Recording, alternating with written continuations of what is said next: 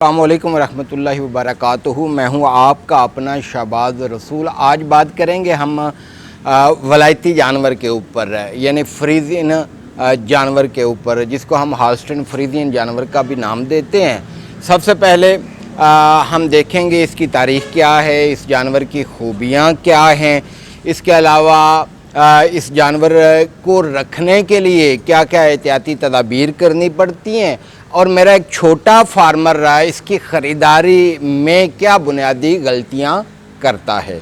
सबसे पहले आज से 2000 साल कबल जर्मनी से एक काले रंग का जानवर यानी वो नीदरलैंड के अंदर इंपोर्ट किया जाता है, और वहाँ के एक जानवर के साथ इसका मिलाप करवाया जाता है, और एक 2 रंग का जानवर यानी जिसमें काले रंग के ढब होते हैं, वो एक जानवर यानी वो सामने आता है, जिसको हम हॉल्स्टीन फ्रीजियन जानवर का नाम देते हैं।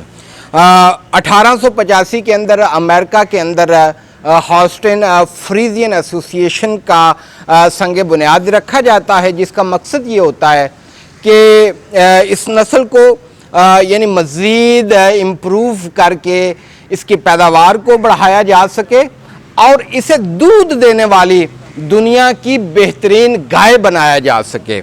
इसकी खूबियाँ क्या हैं?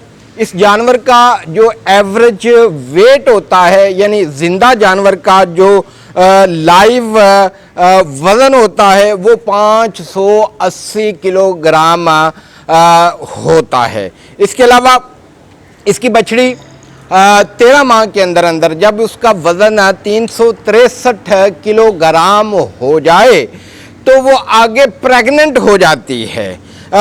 फ्रीजियन काफ का जो ज़्यादा से ज़्यादा वज़न रिकॉर्ड किया गया वो 1.3 टन रिकॉर्ड किया गया।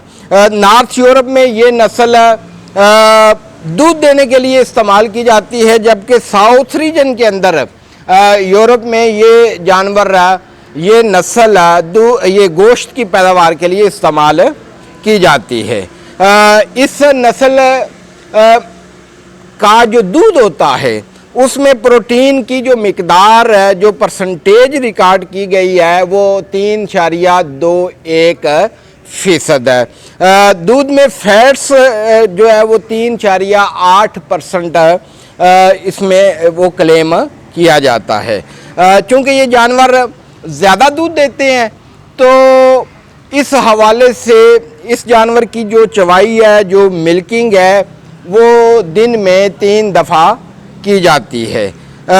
बच्चे का वज़न, जब ये जानवर बच्चा देता है तो उसका वज़न 39 से लेके 45 किलोग्राम वो रिकॉर्ड किया गया है। यह जानवर 3 से 4 लैक्टेशंस के लिए यानी लोग कहते हैं कि ये नफ़ा बख्श रहती है, उसके बाद ये उस तरह मुनाफा बख्श नहीं रहती, यानी ये 6 से 7 साल की उम्र में स्लाटर कर दी जाती है।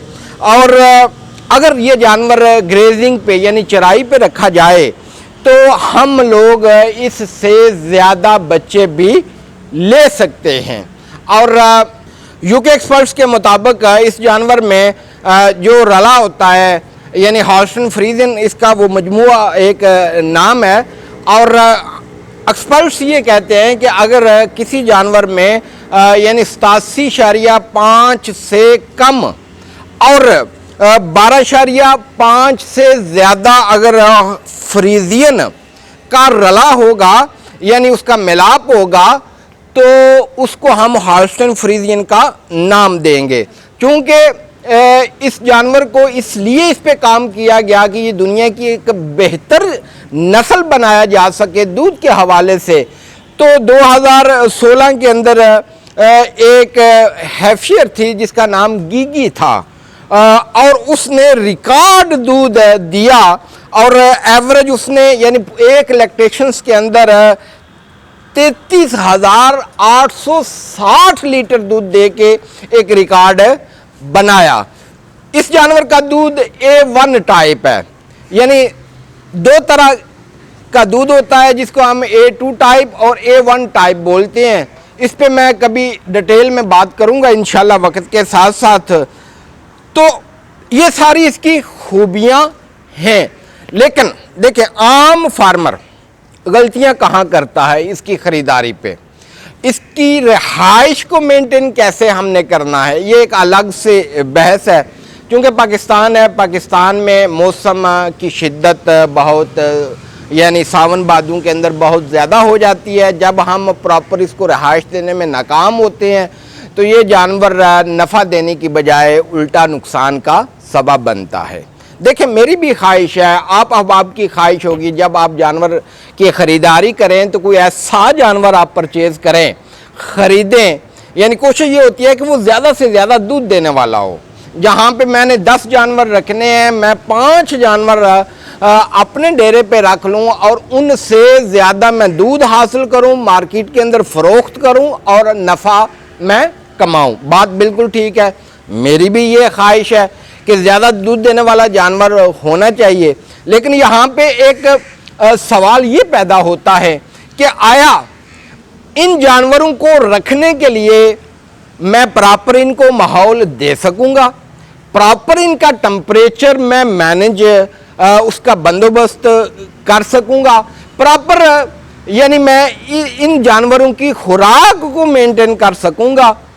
अगर ये सारी चीज़ें मैं नहीं कर सकता तो मुझे कोई हक नहीं है कि मैं यानी अच्छी नस्ल का जानवर लेके आऊँ। अगर अच्छी नस्ल का जानवर देखें, माजी के अंदर पाकिस्तान के अंदर बड़ी बड़ी इन्वेस्टमेंट हुई, बड़े इन्वेस्टर आए, उन्होंने बड़े बड़े शेड्स बनाए, लेकिन वक्त के साथ साथ आज हमें वो खाली नज़र आते हैं। वजह क्या थी? उसमें कुछ बुनियादी गलतियाँ थीं, यानी प्रॉपर SWOT एनालिसिस ना होना, प्रॉपर मार्केट में यानी उस तरह स्ट्रेंथ को ना समझना, वीकनेसेस पे काम ना करना, अपॉर्चुनिटीज़ का इदराक ना करना और मार्केट के अंदर जो थ्रेट्स हैं उनको ना समझना। देखिए, मेरी ख्वाहिश तो हो सकती है, लेकिन अगर जानवर को मैं ख़रीद कर ले आऊँगा और लाकर मैं किसी दरख्त के नीचे बांध दूँगा, उसको पानी दूँगा अपनी मर्ज़ी से, उसको मैं चारा दूंगा अपनी मर्ज़ी से, प्रॉपर मैं उसके लिए माहौल फराम अगर ना कर सका तो मुझे एंड ऑफ द डे नुकसान का सामना करना पड़ेगा, जो माजी में ये गलतियां हुई। और एंड पे हम ये कह देते हैं कि इस कारोबार में नफ़ा नहीं है। नफ़ा है, लेकिन कोई भी काम अगर हम प्रॉपर तरीके के साथ करेंगे तो नफ़ा हासिल होगा। अगर हमारा मेथड ठीक नहीं है, अगर हम प्रॉपर तैयार नहीं है, अगर हमारे पास प्रॉपर नॉलेज नहीं है, अगर हम जानवर की यानी ज़रूरत को नहीं समझेंगे तो फिर हमें नुकसान का सामना करना पड़ेगा। देखिए, एक हमारा छोटा फार्मर है, एक वो फार्मर है जो कमर्शियल लेवल की फार्मिंग करता है। लेकिन जो कमर्शियल लेवल की फार्मिंग करते हैं वो अहबाब तो इसको माहौल दे सकते हैं, बड़ी बड़ी इन्वेस्टमेंट करते हैं और सारा कुछ चूंकि उनके पास मैनेजमेंट की स्किल्स होती हैं, अपने प्रोडक्ट मार्केट करने की स्किल्स होती हैं, वो अहबाब तो इसको मैनेज कर सकते हैं और उन्हें करना चाहिए। लेकिन आम छोटा फार्मर ये गलती, अगर वो माहौल नहीं दे सकता, फीडिंग के मामलात को नहीं समझ सकता, अगर वो टेम्परेचर को मैनेज नहीं कर सकता तो फिर उसे इस जानवर की ख़रीदारी की तरफ नहीं जाना चाहिए, बल्कि लोकल अपनी जो नस्लें हैं उनको प्रेफर करना चाहिए। दुआओं में याद रखिएगा। अल्लाह ताला आपका और मेरा हामी नासर हो। अस्सलाम वालेकुम व रहमतुल्लाहि व बरकातुहू।